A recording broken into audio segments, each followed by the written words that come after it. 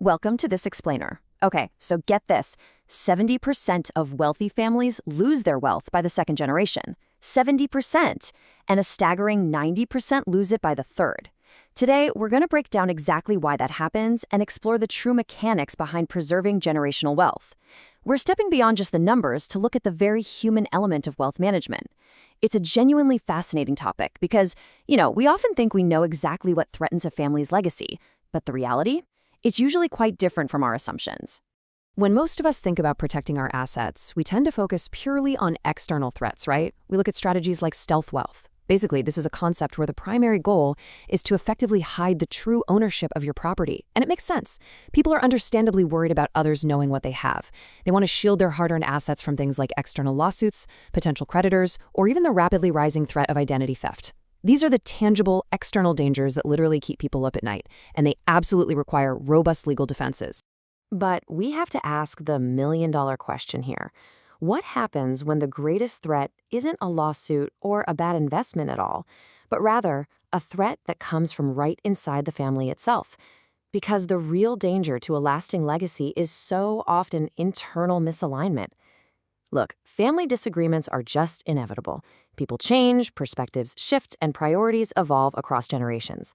Protecting against that kind of internal friction, that requires a completely different kind of shield than the ones we use for stealth wealth. So our agenda today maps out exactly how we build that internal shield. We'll start with legacy and governance, then the family mission statement, move into ad hoc versus normative decisions, look at the types of governance structures, and finally, we'll wrap it all up with formalizing the blueprint. All right, Section 1, Legacy and Governance, building the foundation. So, what is this internal shield we're talking about? It's called family governance. And what's super striking about this concept is that it doesn't even mention money first. Family governance is a joint decision-making framework, and it's designed to maximize a family's human capital across generations. By human capital, we mean the skills, the knowledge, and the overall well-being of the family members themselves, not just the size of their bank accounts. It's fundamentally about two things: driving alignment around deeply held shared values, and practically preparing for that inevitable moment when the family's going to disagree about something incredibly important. Now, you might be thinking, why put yourself through the hard work of building this whole framework? Well, because it gives a family incredible collective power. Implementing a system of family governance establishes exactly how decisions are made and who gets to be involved. It fosters much-needed transparency, helps everyone adopt a shared vision, and builds a legacy that goes way, way beyond basic financial statements. It's essentially the engine that maintains your traditions, whether that's a unified philanthropical, how you run the family business, or honestly, even just how the family handles the annual summer retreat. The whole shebang comes together to support absolutely critical succession planning. Moving right along to Section 2, the family mission statement, your family's compass. To actually build effective governance, families first have to do what's called a discovery exercise. I mean, think about it. When was the last time you actually sat down with your relatives and asked, hey, what do we actually care about? And how do we view our legacy? It's not about spreadsheets at this stage. It's about looking in the mirror. It starts with deep personal introspection. Family members have to ask themselves some pretty personal questions. How do you see yourself? What are your hobbies? Is there a particular cause out there that is just deeply important to you? Once everyone has done that personal introspection, it leads to a much broader discussion. Namely, what values, convictions, and goals do you actually share with your family? Finding this common ground requires dialogue that is honest and, frankly, sometimes a little uncomfortable. It's like a giant puzzle. You're sifting through all these individual passions just to find the overlapping threads that are going to bind the generations together. All of that intense introspection ultimately forms the family mission statement. You can think of this document as your ultimate unifying tool. If it's done right, it functions as a family's flight plan, destination, and compass. It clearly articulates the shared vision for the future and your collective sense of history.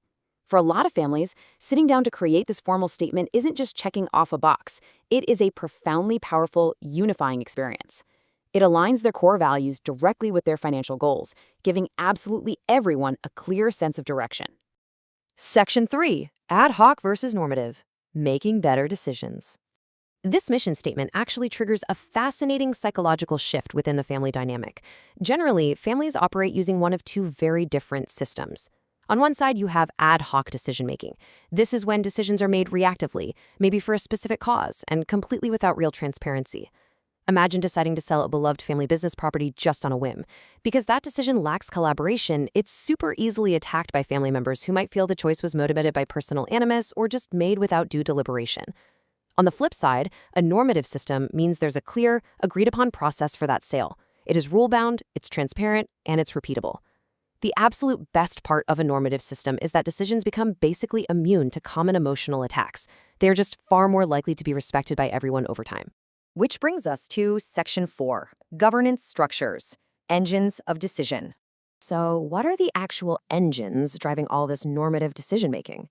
Now, there is absolutely no one-size-fits-all approach here, simply because every single family has totally different needs. But families typically utilize 4 distinct types of structural entities to govern themselves. First up is the family council. Think of this as the family's internal parliament. It's an entity made up entirely of family members. Its main job is to provide an organized forum to make decisions, articulate the family's vision, and educate members about their shared history. But honestly, perhaps the most important thing it does is serve as the designated vehicle to anticipate, air out, and resolve family conflict in a structured environment long before it damages the broader foundation. Next, we have the advisory board, or outside advisory board. This is where you leverage the expertise of non-family members to tackle complex, really sensitive challenges, things like investment policy or succession plans. Having outsiders on this board is a total game changer. It allows them to identify and prioritize sensitive issues completely objectively, entirely free from the heavy, emotional, historical baggage that usually rears its head at family Thanksgiving dinners. Then we have the trustees. Now, unlike an advisory board, trustees are individuals legally bound to hold and manage property on behalf of the trust beneficiaries. They focus heavily on direct, practical issues, like exactly when and how to make distributions. And this can get highly specific and deeply personal based on the family's unique makeup. For example, trustees might manage funds for blended families, they might provide for children with special needs, or, get this, they can even oversee statutory pet trusts to make sure a beloved family pet is cared for if a caregiver becomes incapacitated. It really just highlights the deeply human element of wealth management. Finally, there's the family assembly. This is typically the largest entity acting as a periodic gathering that includes all the adult family members. You can kind of think of it as the family equivalent of an annual shareholders meeting. It's the core body from which all delegated powers actually emanate. It's a dedicated time to provide updates on important events, educate the broader family on philanthropy or business undertakings, and most importantly, constantly reinforce that family constitution and mission statement we talked about earlier. Okay, last section. Section 5, Formalizing the Blueprint, Documenting Governance. So, to formally document and legally bind all these amazing structures together, you use 2 very different documents. First, your family constitution. This is the why, your broad aspirational principles. It's the roadmap for the future direction of the family, and it usually delegates broad decision-making authority. Your bylaws, on the other hand, are the how. They are the specific, precise set of guidelines. They strictly enforce exactly how the family wealth is managed and govern the precise day-to-day workings of the structures we just ran through. Put them together, and they turn your mission statement from a nice idea into a functional reality. But creating these documents isn't some magic silver bullet. You have to be super careful to avoid some very common pitfalls. A lot of families make the mistake of using language that is just way too general or platitudinous.